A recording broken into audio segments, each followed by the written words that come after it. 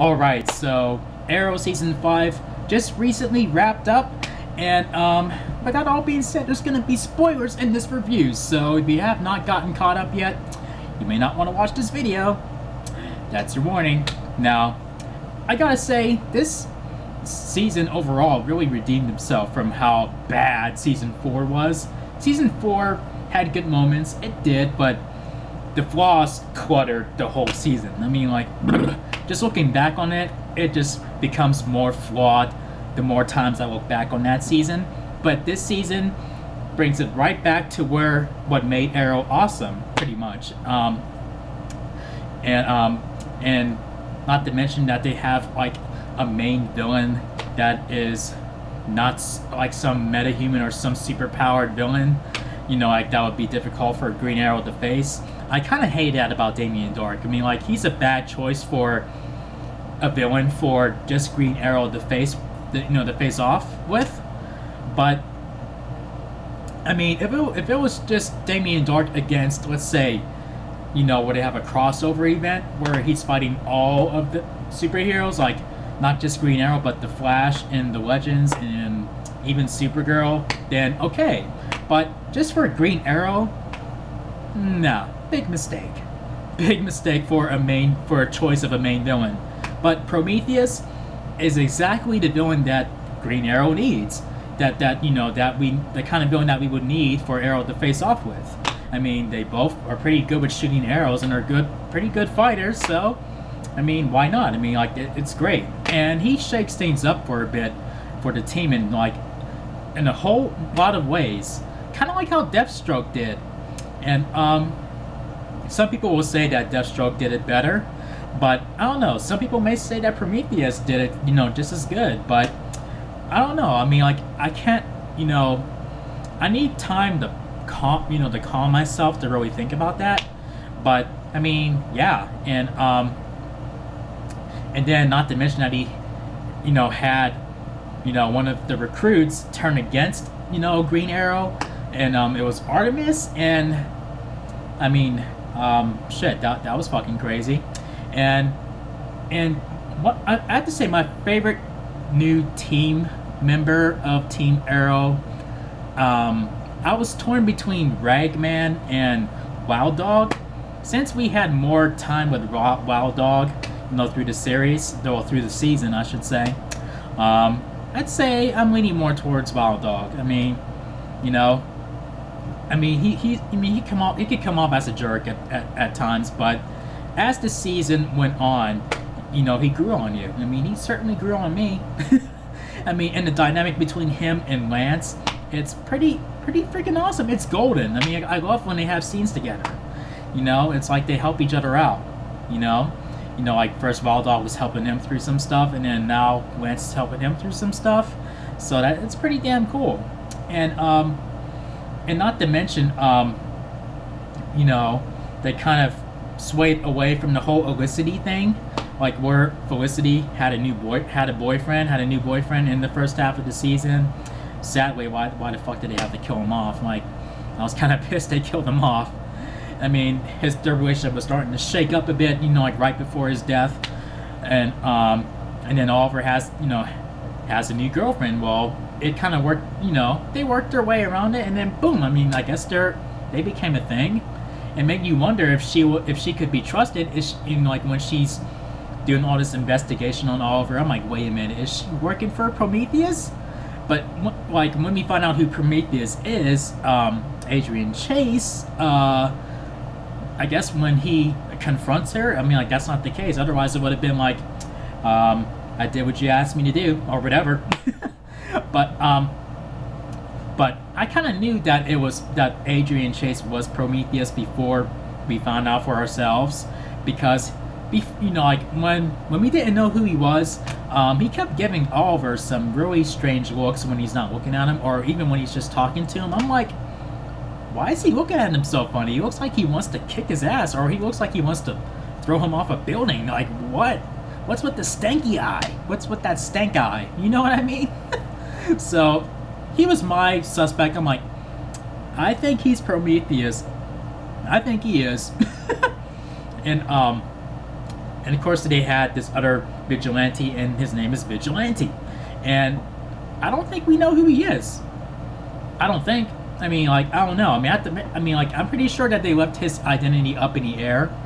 Like, he fought Prometheus, like, right before we found out who Prometheus was, and then that was the last time we saw Vigilante. That was the last time we saw him that I could think of. And then, so when we found out that Adrian Chase is Prometheus, I was not really that much surprised. I was just like, yep, I called it. I called it.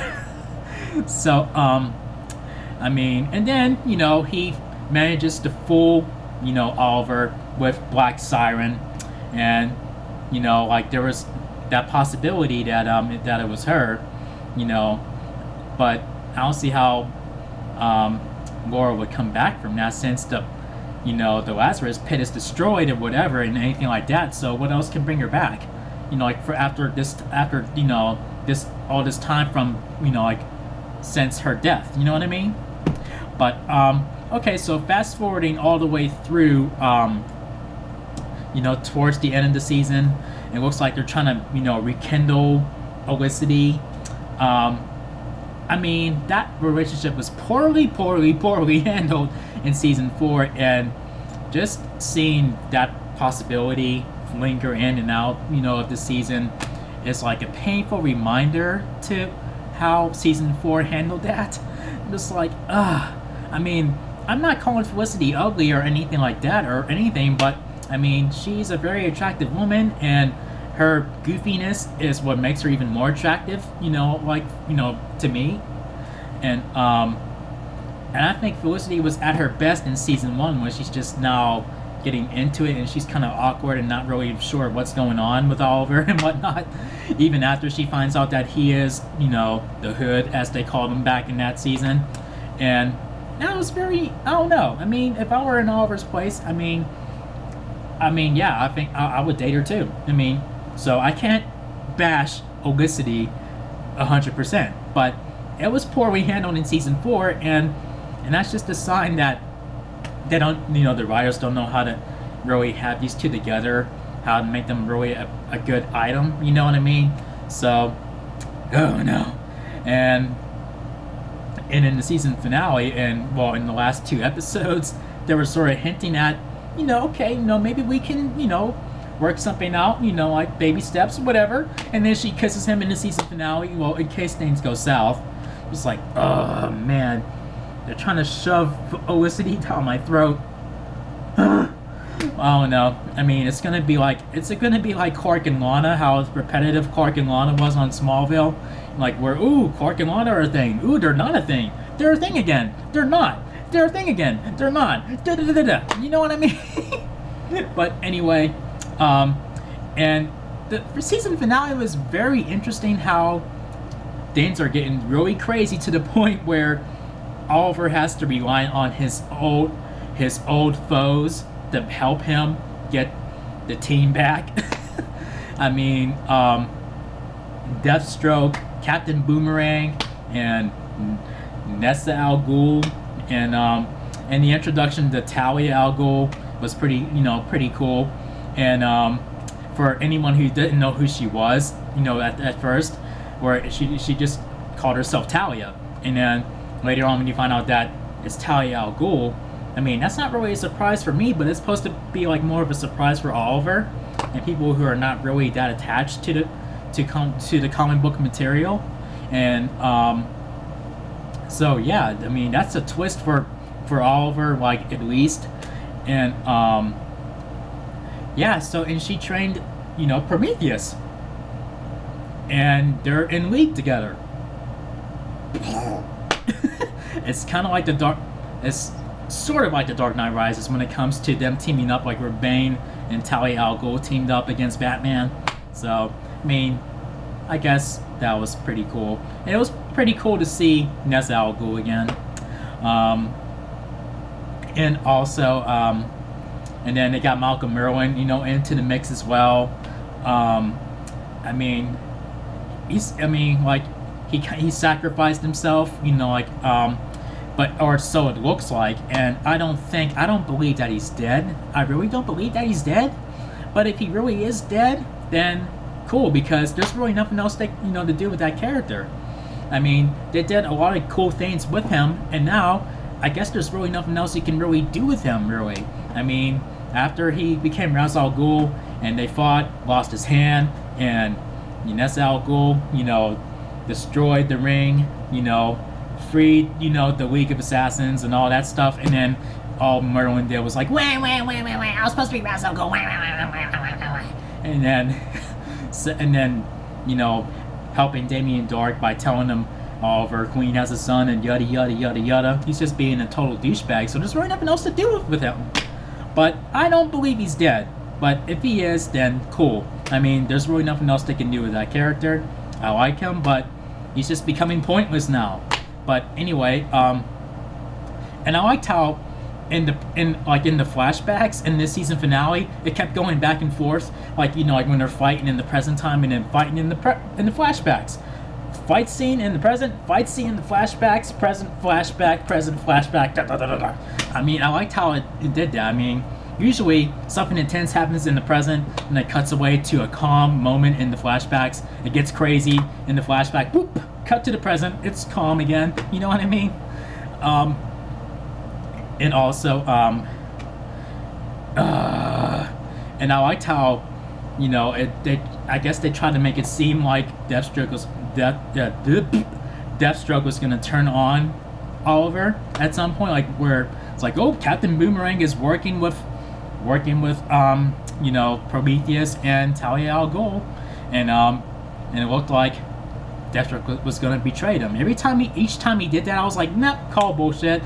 You're just trying to trick, you're just trying to trick them into thinking that that he's turned sides, but he really didn't.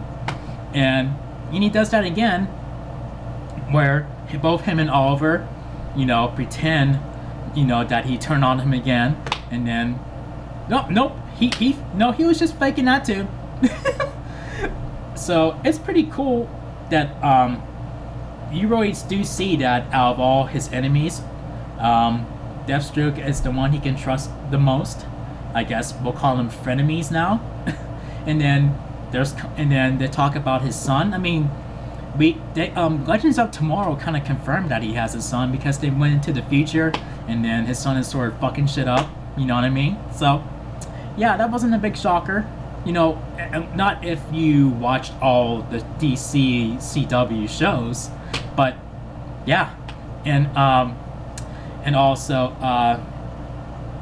and then I liked how this season finale concluded, with the island, like where it all comes together, and then this flashback in the season finale really leads up to Oliver legitimately going off the island and going back to his city. But what really threw me off in that is when it's about to lead him up to where he's about to sort of give the signal to the boat that there's someone there. When he's gearing up, putting the hood on, and then he puts a wig on too. I'm like, what? I mean, I know Stephen Amell wears a wig in flashbacks, but I'm talking about for Oliver to put on the wig. I mean, like, that's really random as hell. Like, what? I mean, why did he do that? I mean, you mean to tell me that was a wig and his hair didn't really grow out? I mean, that kind of chipped away the effect of that flashback for me, just a little bit, but still, it was pretty cool to see it all come together. So that means no more flashbacks next season, no flashbacks at all for the rest of the show. Maybe like not like how they've been doing it, like for the past 5 years. I mean, 5 seasons, 5 years away from Starland City, as they called it back then.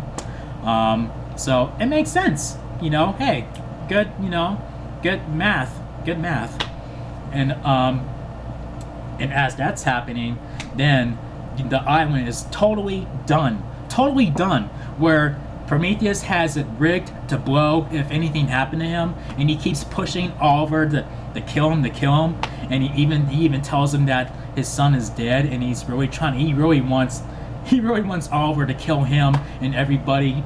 He wants Oliver to just basically go homicidal and suicidal. Like, kill him, kill everybody on that island, and he still doesn't do it. and and when he holds, and when he's forcing Oliver to kill him, like, either if you don't kill me, I'm gonna kill your son, and whatever, like, you know, that was intense too. And I liked how he looked like he was about to put the bow down, and then he shoots him in the foot, gets his son back, and then Prometheus shoots himself anyway, and then poof, the island is obliterated. It is going down. I mean, I don't believe that the whole team is dead. I highly doubt that. I call bullshit, but I do know that at least half of them are going to be seriously hurt from that explosion. And I'm thinking that William's mother will die from that, you know, from that destruction. I think she will. That's who I'm definitely thinking. Out of that bunch, she's gonna die for sure. And maybe one other team of Team Arrow will die. Maybe either Wild Dog or Mr. Terrific. But I mean, I know it may not be likely, and I don't see Diggle dying. I don't see them killing him off. And if they killed off Felicity from that, I wouldn't be angry. I mean, I love her, but I would be okay with that. I mean, if she did die from that, but I have this feeling that she is gonna make it through. She will survive for another season. But definitely William's mother. I think she's definitely dead, and I don't believe that Malcolm Merlin is dead. I mean, Captain Boomerang, yeah, you may have to toss a coin on that one. He might not be dead either, but if, let's say if next season starts, Oliver gets back on the island, they look for everybody, and then they're all in a bunker like, oh, thank God you're okay. That would basically feel kind of silly if it did end up like that.